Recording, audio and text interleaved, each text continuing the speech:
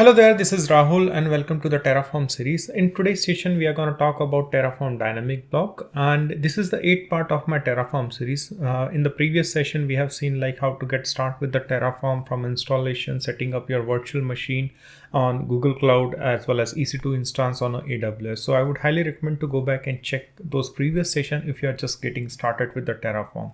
But let's see what we have planned for today's session, that is Terraform dynamic block. This is the today's agenda for Terraform dynamic block. We will start with what is Terraform dynamic block is. Second, we will see the demo on AWS and we'll write a Terraform script for dynamic blocks.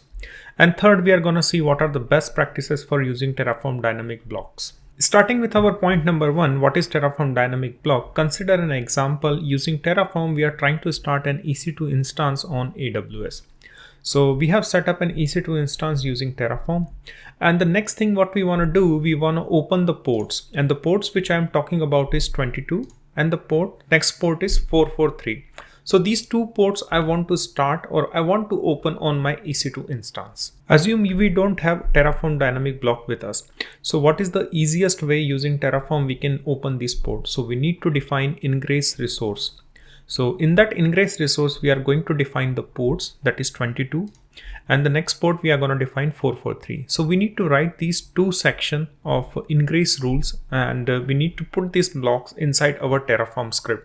So once we execute this Terraform script, then it is going to open the port 22 and 443 for our EC2 instance. Well, it looks simple, like we only have two ports and we can write this ingress resource and we can open the port. But consider a scenario where you need to open multiple ports. So not only 22 and 443, there are 10 more ports you need to open for your different business needs. So you need to write this block of ingress resource multiple times. So that is not an efficient way of Terraform. So that's why Terraform provides us a dynamic blocks.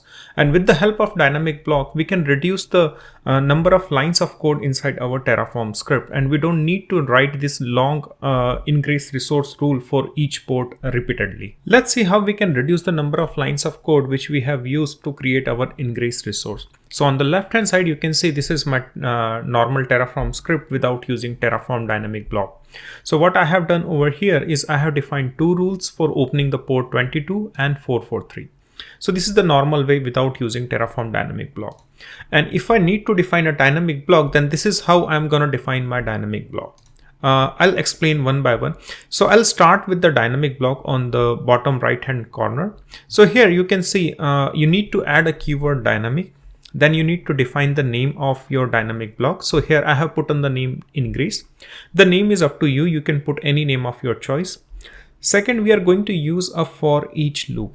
So now you can get an idea like why I'm using the for each loop, because I'm going to iterate some values, and the values are 22 and 443. These are my two ports for which I'm going to iterate it.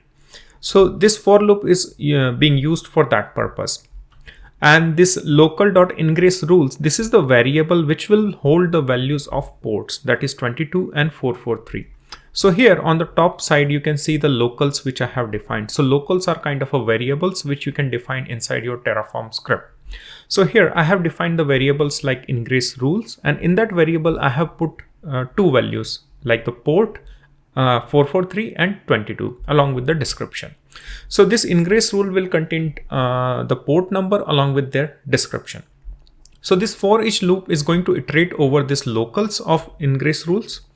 Secondly, you need to define a content section inside your dynamic block. The content section is which is going to be repeated for different ports, that is 22 and 443. So here this content section is going to be repeated, or it is going to be iterated for the values which we have defined inside our locals. So here what will happen is it is going to pick the description from our locals. Like if it gets the value 443, then it is going to put the description ingress rule for port 443. It is going to put over here. And in the from port, you will see ingress.value.port. So we are using the same value, that is port. So here I'm using the same variable like values.port into from port as well as into to port. So I'll put, once I'm iterating on 443, then I'm going to put 443 in the from port and as well as into the to port.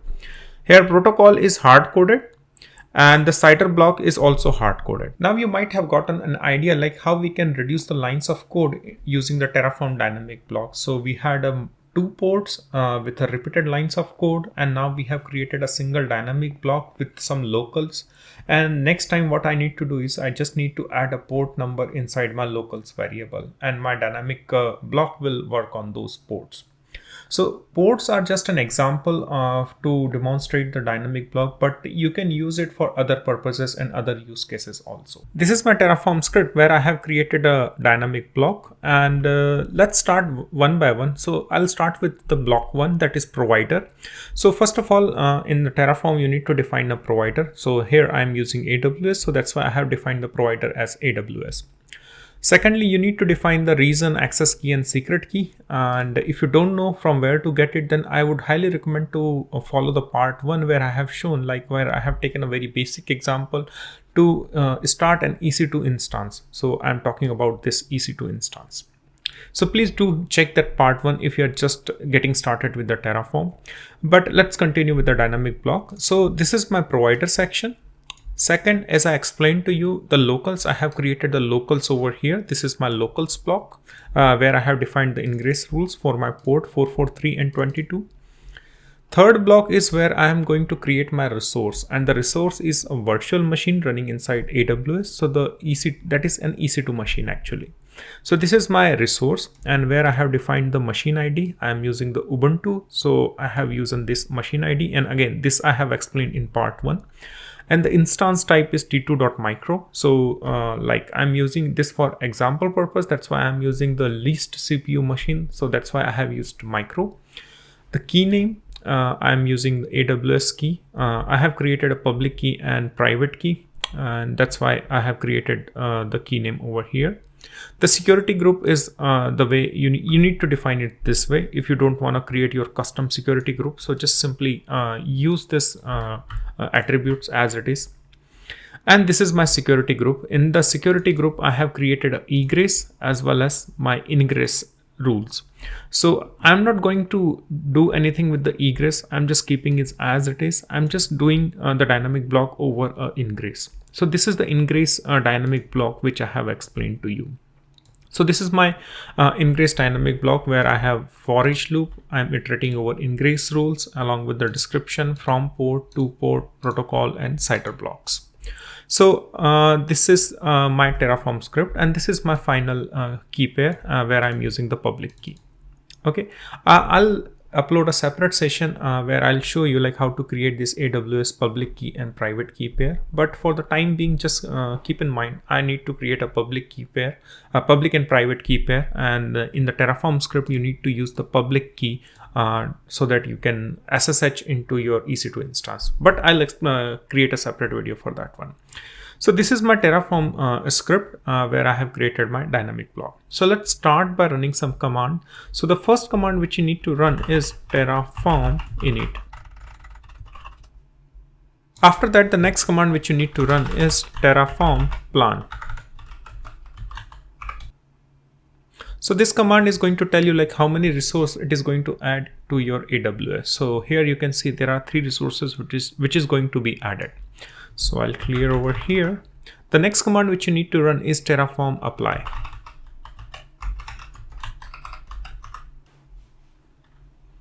You simply need to type yes.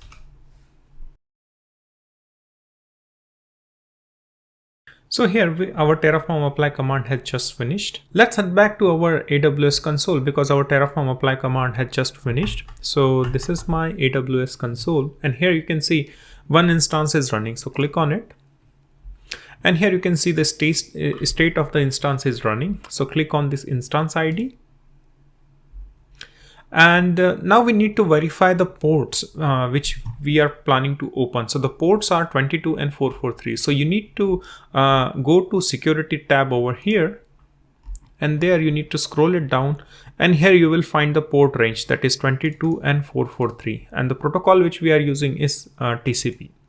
So if you look back to our Terraform script, so we were planning to open these 2 ports, so that is 22 and 443. So here you can verify the same thing, that is 22 and 443.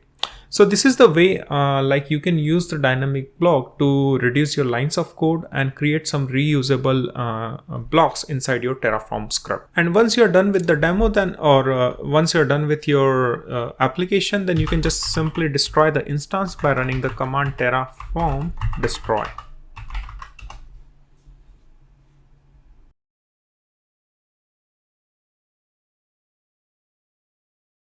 Now we have seen the demo of our Terraform dynamic block. Let's see what are the best practices for using Terraform dynamic block inside your Terraform scripts. The first practice over here is do not overuse. So do not try to overuse the Terraform dynamic block multiple number of times inside your Terraform file. It will increase the complexity instead of reducing it. Second, keep it clean and so that it can be reused further. What I mean by clean, don't try to nest the dynamic block inside your dynamic block. If you try to nest the dynamic block, then it will increase the complexity inside your Terraform script.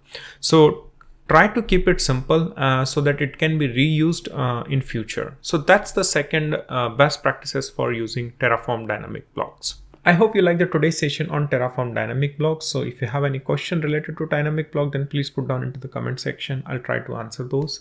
And if you're interested into the similar content like Kubernetes, Helm chart, Docker, and Terraform, then do follow my channel where I keep on posting the similar content on weekly basis. All right, so see you into the next Terraform session. Till then, bye bye.